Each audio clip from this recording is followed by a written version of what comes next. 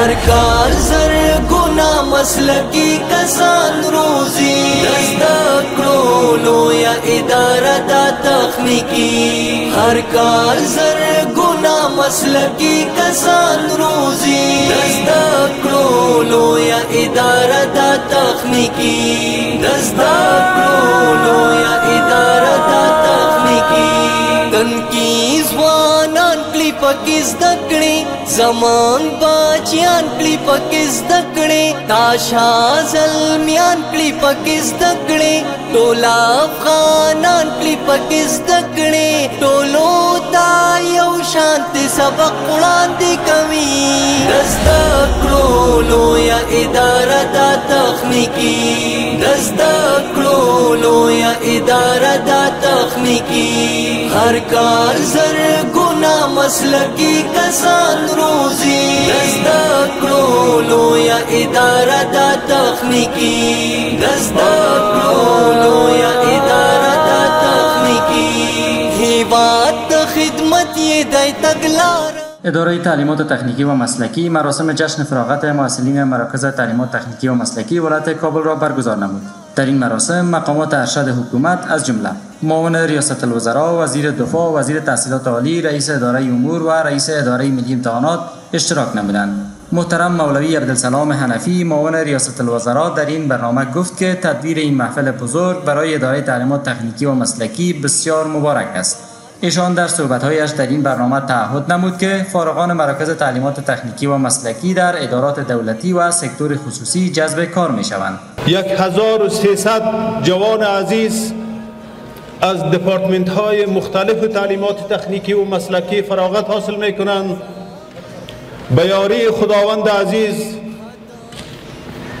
در ادارات مختلف در سکتورهای خصوصی به خاطر اعمار وطن عزیز سهیم می شوند.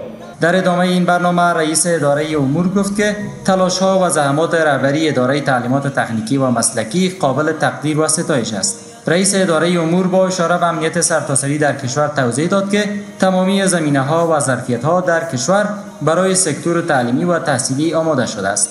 از سوی هم مولوی محمد یعقوب مجاهد وزیر دفاع کشور که در این مراسم حضور یافته بود گفت افغانستان در تمامی بخش‌ها به افراد مسلکی و تخصصی نیاز دارد.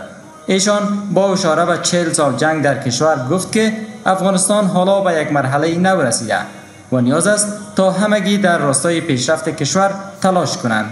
په هر برخه کې که تاسو په علمي برخه کې نور پرمختګ غواړئ دروازې درته خلاصې دي، که تاسو په مسلکي برخه کې پرمختګ غواړئ دروازې درته خلاصې دي.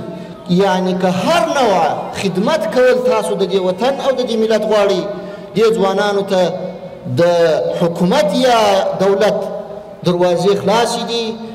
مرحبا ورته وایو او الله جل جلاله دې دوی ته توفیق ورکړي چې د دې نظام د دې وطن د دې مسلمان ملت خدمت په ښه صداقت او اخلاص سره وکړي. در ادامه این مراسم وزیر تحصیلات عالی افزود که کسب علم و دانش از منظر دین مبارک اسلام اجر و پاداش زیاد دارد. شیخ ندام محمد ندیم توضیح داد که علوم تکنیکی و مسلکی در راستای پیشرفت کشور بسیار مهم است. دوهم طرف ته مسلکی ځوان دي چې 12 کاله مکتب وایي، بیا مسلکی او تکنیکی اداره ده یا پوهنتون دی، دغه نه وروسته فراغت دی. د دې هم د پوهې سلسله او د تخنیک او د مسلک سلسله دا هم د برکات څخه خالي نه ده. داسې فکر کول چې د دنیا په امور باندې څوک اخته یي، د دنیا په کارو باندې اخته یي، هم بس دا د دنیا حساب یې نور ثواب شی به نه پکې موجود. نن په بل مجلس کې ما دا روایت وایي، د طبراني روایت دی، صحیح روایت دی. یو کس صحابه کرام ولیدي په بدن باندې ډېر تکړه و، غښتلی ځوان و، په کار باندې مصروف و. صحابه کرام وویل چې کاشکې دا مجاهد وای، څومره ښه جهاد به یې کولی. پیغمبر علیه السلام مبارک د دوی دا وینا رد کړه، بیا ورته ویل چې نه، دا یې ورته ویله ان کان خرج یسعى على ولده صغار فهو في سبيل الله. که دا د دې دپاره راوتلی چې د خپل عیال دپاره نه پکا پیدا کړي، دا فی سبیل الله دی. وان کان خرج یسعى على ابوین شیخین کبیرین فهو فی سبیل الله. که د دې دپاره راوتلی چې د خپل مور و پلار چې بوډاګان دي د هغو دپاره نفقه پیدا کړي، دا فی سبیل الله دی. همچنین شیخ عبدالباقی حقانی رئیس اداره ملی امتحانات در صحبت‌هایش در مراسم فراغت محصلین اداره تعلیمات تکنیکی و مسلکی بر حمایت بیشتر از جوانان تاکید نمود. امام ابن یوسف رحمه الله خلیفه هارون رشید ته لیکي چې که لاره خرابه وه او اسرا پریوت، الله تعالی به تا نه د دې پوښتنه کوي چې تا دغه لاره ولې داسې نه برابروله چې هغې کې اس ته سهولت وي او دا راپرېوتی نه وي. دا د اسلامي حکومت فرض وي چې مسلمانانو دپاره به د ژوند سهولتونه برابري. نن چې دغه کوم اقدام شوی دی فارغین موږ لرو، الحمدلله دا اسلامي حکومت یو خپل فرض دا ادا کړ او دغه ځوانان به امید کوو چې افغانستان به د موجوده حالت نه وباسي. مال یو شی دی، په خپل لاس باندې رزق ګټل دا عزت دی. پیغمبرانو علیهم السلام زیات د رزق برخه به هغه د لاس د عمل د وجې نه وه، په خپل لاس باندې به کوشش کول او د هغې نه به خپل مشکل دا حل کول. رئیس شورای علمای کابل نیز در این برنامه بر ضرورت حمایت و تقویت علوم تکنیکی و مسلکی تاکید کرد و تصریح نمود که باید از این علوم در راستای پیشرفت و خودکفایی کشور استفاده گردد.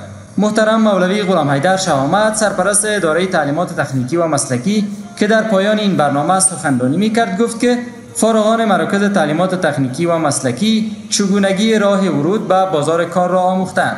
محترم مولوی شاه آمد توضیح داد که دنیا در حال تحول و تغییر است و فارغان مراکز تعلیمات تکنیکی و مسلکی باید در حال تغییر باشند.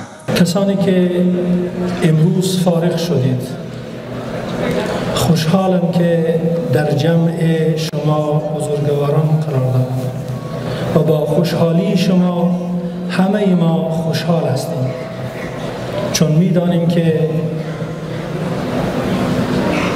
راه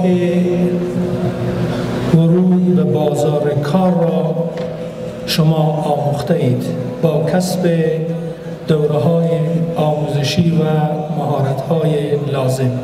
برای شما معلوم است که دنیای تحول و تغییر است.